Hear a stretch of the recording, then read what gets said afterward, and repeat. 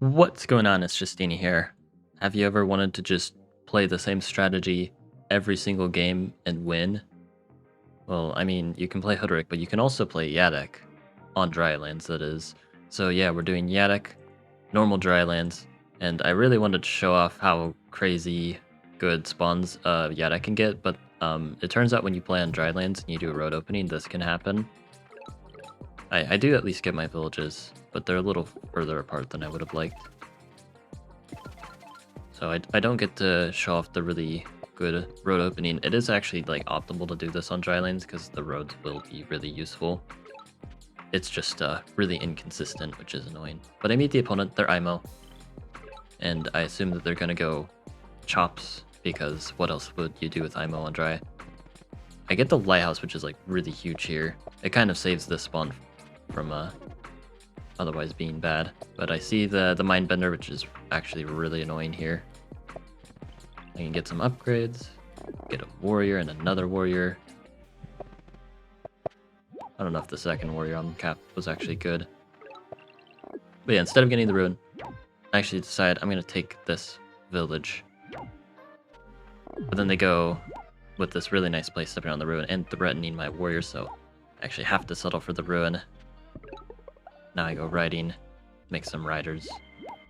But then they kick me off the ruin. They don't step on the village though, they just step on the ruin, which was a mistake. They could have stepped on both. And yeah, I know Yadek's supposed to be like overpowered and all that, but my density kind of sucks here. But I think the fact that my density kind of sucks and I get a trade ruin, which you think is actually really good here, but I'm not trying to go like construction.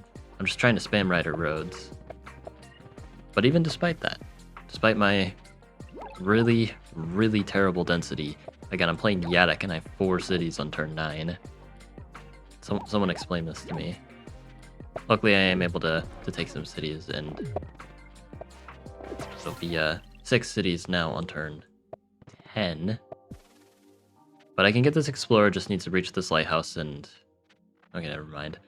I wanted to get Eye of God, but I guess the game had other plans. But I can reach towards this city. Keep continuing to expand aggressively. I can't even explore off the city because it has 1 fruit. I have to do some crazy road connection first. But I can cause some problems, knock them off this village there because I saw them retreat. Go for this siege, step on the village, take out that rider. This is a surprisingly good position because I'm just kind of expanding into their territory. Their capital is like close to these cities, and I'm actually taking them from all the way across the map because it is something yet I can just do.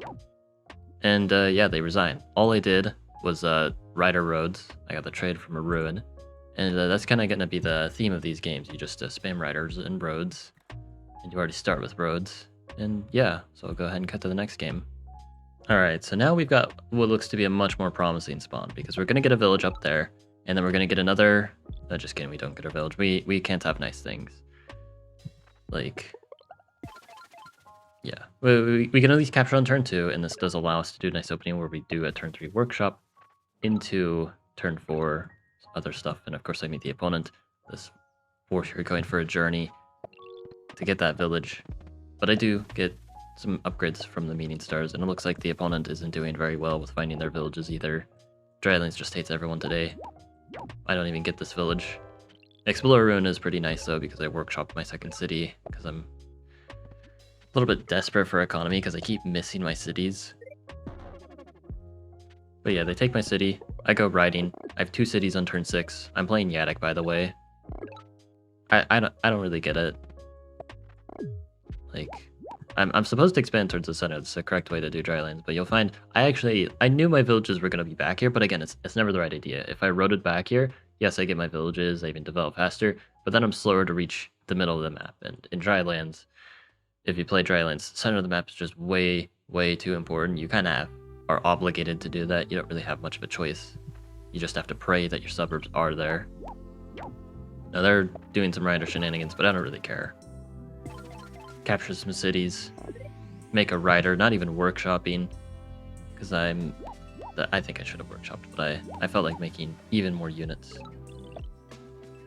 I do get nice lighthouse though. Lots of connections, pop growth, and you know, I'm making things work. Get a lighthouse here, and now I only need one more lighthouse. One more lighthouse gets me. I also go for the siege. I don't think this was actually a good siege. I thought it would hold, but no, it doesn't actually.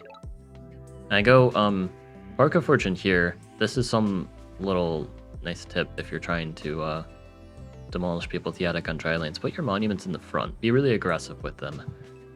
You just throw giants at their face, supported with roads and all that. It's really annoying, in fact. You know, how would you like it if the giant was thrown at your face? So, take into account the opponent's feelings in order to make them as miserable as possible. And yeah, we're gonna use that technique and just get a giant right in their face. And I'm sending the other giant towards the middle because I don't need two giants here. They can't really pop a giant very easily unless they get like construction, and even then it's really expensive. So I'm kind of content to just only send one giant. If they somehow pop a giant, I can support with a bunch of riders if need be. They do have construction, setting up the windmills, getting ready for trade and all that. And there's a few ways I can respond. The response that I'm going to take is taking advantage of their lack of expansion. We're playing Drylands, you have to play really aggressive and expand. You're not allowed to do anything else. You have to be very expansive. And we're just taking over the map. There's a big gap in villages here, which the opponent didn't have that same issue. I'm literally having to take villages that totally should have been the opponent's. But that's what you can do if you're Yadok. Also, Maji can do this. But I find Yadok's actually easier to play, so that's why I'm showing them off. I even take this city all the way here. I'm expanding to 3 of the 4 corners of the map. Now I go farming, because my idea is if I don't have enough time to stop them from getting markets, I can just get markets myself. Alternate ideas is going archery to spam archers, or getting diplomacy and spamming books, but I have a lot of farms. So let's go farming. And yeah, despite my slightly questionable like empty spot with density and a little bit of a sluggish start, I'm able to just kind of completely out-expand the opponent. And this is just what you do with Yadok. Spam riders, and then suddenly you take over the map. Doesn't matter that they have development if they are down a gazillion cities. Anyway, I've got one more game to show, so I'll go ahead and cut to that. Alright, once again, we get to play everyone's favorite game, Where Are My Suburbs? Seriously, where are they? I find a ruin. There's a suburb there at least. But like I follow the resources and they lie to me. So surely my suburb must be on one of these 2 tiles. It's basically guaranteed. Go riding, or well, I get riding from the ruin, which is actually pretty nice here. Because I'm gonna need riders because I can't afford to just road everywhere. So now I go explore, hoping to meet the opponent. I do meet the opponent, which is super nice. Very happy about that. And it looks like the opponent also got pretty sour density. Another explorer. This time from a ruin. And I get a lot of vision over the side of the map, which I'm going to use. I knew that there was going to be a village there. It's actually like the worst spot for it though, by the way. Like, if this village was on either of these tiles, then there would have been something spawning here. I'm pretty sure. Yeah, because if it was here, then there could be a village there. So I got very unlucky there as well, which is really annoying. I love Drylands. I also lose this city, and I can't get an Explorer off of it. Because I'm playing Yadok, and I can't have fruit either. I'm just, like, not going to play Drylands after this video, at least for a very long time. But the opponent's putting up a decent fight. Again, they're kind of going chop heavy again. They do just donate a rider for free, so I use that to take over the west And I'm hoping to make some advances towards the east, but like there's no villages. I thought there would be something here, but no. We aren't allowed to have cities, so you get to listen to me complain about the fact that there's just no cities for some reason on this map. And I'm going back to lakes. Get a workshop, another rider. So again, I'm out expanding the opponent big time, but it's still taking me 10 turns to get my Grand Bazaar. Now, I played in a bit of a weird way. I actually used my Grand Bazaar here, which is a little bit on the slow side, but I just really wanted the monument there instead of on my capital, because I know that the monument on my capital will not be of any long-term use. So I'm willing to slow myself down a turn just for the better monument placement, which I don't actually know if that's worth it, but that's what I do. Now I get the giant on my capital. And I can do some nice road plays, kind of seeing where the opponent went and taking advantage of that. This siege wasn't really the best. I could have like killed the rider instead and not gone for the siege, because they can unsiege very easily. So it was a little silly on my part. I'm kind of just holding down the west. They've got all the units there, but they actually can't make an attack. They're going to get the unsiege just fine. And because I pressured multiple things at once, I am going to get at least one city out of that whole exchange. And then work towards taking this back city. And with all this support, I should be able to eventually win the city in the east. Plus, I'm going to explore, which hopefully gets me I've got, and it does. And it's just that easy. Cool. Only 3 techs, and I started with one of them. Just 2 tier 1 techs, which are easy to afford. You can't possibly screw this up. Boom, I just have the whole map. I get resources instead of city wall for some reason. I don't really know why, but that's what I did. Now, opponent doing some shenanigans, getting the siege.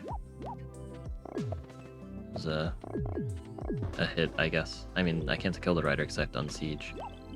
So I actually have to step off the village for a bit, but that's okay, I can just step right back on. I'm building some units in the west, trying to pressure, which actually is a terrible idea here because it's not going to get anywhere. They knocked me off the ruin, which was a good play. I should have anticipated that. But yeah, I'm attacking some stuff. Double siege. Make that triple siege. Make that quadruple siege. So there was kind of a method to the madness. I would say that this is a really good play. It looks really cool. It actually isn't that good, and you'll see why in a little bit. Get my workshop. I've expanded, like, again, a lot. I'm getting the city guaranteed, and we can see the opponent has 1, 2, 3, 4, 5, 6, 7 cities. 1, 2, 3, 4, 5, 6, 7, 8, 9, 10, 11. So, I mean, despite me having both corners of the map, I actually don't have double their city count, but that's okay. I still have enough to win. 4 city advantage is pretty solid, especially since they went for chop strategy, so, like, I'm a late game's usually scary, but it's a little less scary when they chop. It is still scary, but just not as much. But here's the issue, they get Gate of Power, which if I didn't double siege like that, wouldn't have happened. So they get the giant push. Very sad for me. But population, Ruin gets a giant there, which I would have gone just fine anyway. Farming pre-cap, because I have a lot of farms. And I don't think I'm just going to break through Imo's defense immediately. Like, it's actually kind of hard to overwhelm the opponent with pure rider spam when they also have riders. I'd have to get some bigger boys, like giants, or defenders, or cloaks, or knights, or archers, or whatever else. Mainly giants, though. That's my preferred weapon of choice. It's simple, it's effective, and it's reliable. And they make defenders, which is a good try. You know, nice answer to riders, get defenders, and that's another reason to go giants, is giants are good against defenders. So I'm gonna get a lot of stuff. I go for this giant. And my economy is looking really nice again because I just made a bunch of farms. Now they go for the cloak. Cloak was a little scary because I just made a giant and it's actually really, really well supported. That's mildly concerning. But, you know, if I can just defend against the cloaks, it's kind of GG's. I mean, it's not like the easiest win because, like, IMO making this kind of commitment for the cloaks isn't as huge of a deal compared to other tribes because of low OP. But I've got a lot of giants ready to defend. I just need to stop the cloak from hitting, and I'm good to go. I go for border growth just to anticipate knights in the future because IMO can pivot to that pretty easily. So, you know, I should expect it. They go for the siege. This is not a good siege. They don't even try to actually hold it. I don't know why they did that, but sure. They've got a cloak. I wonder where the cloak is. Where could it possibly be? I mean, they've got these two giants and a defender. I wonder if it's right here where I can reach the city. You know, where else could it be? And now the question is, can I reach it? I actually can. I didn't realize I could reach it until like close to the end of my turn. I first thought that the only way to reach it was through the Mindbender, but then I sat there and realized, wait a second, I have to hit with my rider, then my warrior. If I could do it the other way around, then I could reach the cloak just fine. But no, at least I get a siege for my troubles. I go climbing, and yeah, this warrior can see the cloak. Giant cannot. Giant cannot. It's not on the mountain, because if we go all the way back, see how the warrior did not see the cloak until it sieged? So that means it could technically be here, but if it is, that's not a problem. So it is here. And then yeah, climbing, yada yada, send all my giants up. And then I realized with my last rider, I can just kill this rider and then reveal it that way. So crisis averted. I mean, they couldn't land the cloak anyway with these giants here, unless they take out this giant, which might have been possible for them. So yeah, good thing I dealt with that. And even if the cloak did hit, I've got a gazillion units, so they only get like 2 daggers. But hey, they don't even get the cloak in the first place, so I'm very happy. They spam a bunch of mindbenders as a way of resigning, and then they resign. Hooray. And do you know what I did this game? The same thing as always. Riders. And roads, which you already start the game with. And it's just that easy. You can annoy all your friends by spamming rider roads, Yadek. It's incredibly unfun to play against and very boring and monotonous. But if you don't like having fun, or you enjoy rider roads a lot, then you can just spam Yadek on Drylands. You get lots of ELO. Even if you get really crummy spawns, it still works out, because you just out-expand anyway. Anyway, hope you guys enjoyed. Like and sub, and have a good one.